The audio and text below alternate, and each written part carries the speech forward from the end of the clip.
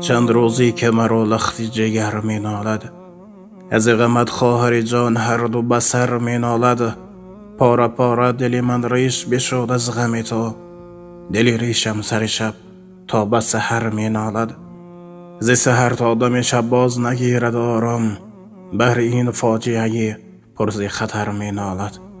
هر کجا گر نظری باز نمایم پرسوز، به نظر لیک همه جا پیش نظر می نالد. مادرت سینه خود چاک نمود از علمت، مطمئنم که جگر پاره پدر می نالد. غم مرگی تو غم کل مسافران است، همه مرد و همه زنهای سفر می نالد. پایه تابوت تو گشت ورودی حولی، نه فقط حولی و هم خانه و در می نالد. جفت جفت جمله درختان بینالند با هم سفیدارک تاقی لبی جر می نالد.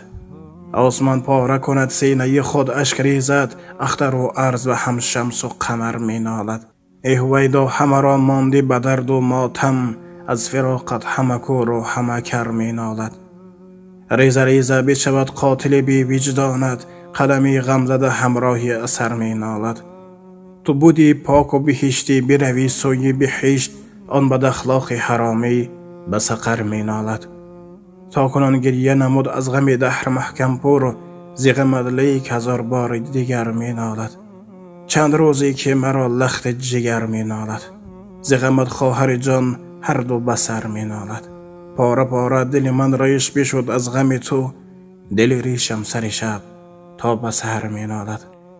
اولا از نام کل مردم تاجیک و پدر و مادری اون خواهرک دوست رو یک از درگاه الله سبحانه و تعالی صبر و طاعتی مستحکم دعا دارم. الهی خواهر دوستایی که ما در روز محشر شفاعتگری پدر و مادری خود گردد، پروردگار مهربان پدر و مادر این خواهر دوست رو یک راز ناامید شدن نگه دارد و اون قاتلی که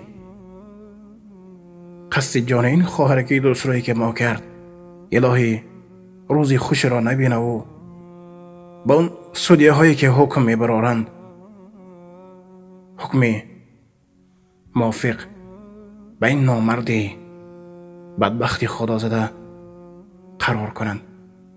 الهی الله سبحانه و تعالی گذشتگان همه ما و شما را رحمت و مغفرت کند و الهی هر برادر و خواهری که در شهری مسافری ترک دنیا کردند، خداوند متعال به اهل خاندان اینها صبر و طاعت مستحکم نصیب گرداند.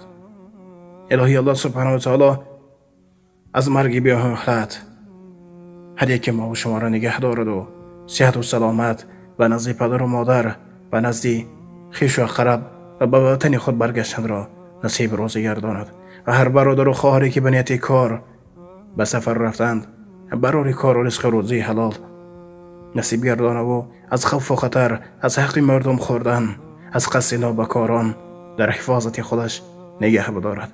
و البته نگفتن نماند که آن مصرعی که در بالا شنیدین از جانب برادر اول قدر ما و شما اکی جمشید محکمپور ایجاد گردیده است. الله سبحانه و تعالی قلم این برادر را برا و خود آن کس را در حفاظت خودش نگه دارد. السلام علیکم و رحمت الله و برکاته. با احترام دوست برادری شما بدی رحمت الله تبارک و تعالی یار نگهبان همان که شما باشد. اللهم صل علی سیدنا و نبینا محمد على جميع الانبیاء والمرسلین و علی آله و اصحابه اجمعین.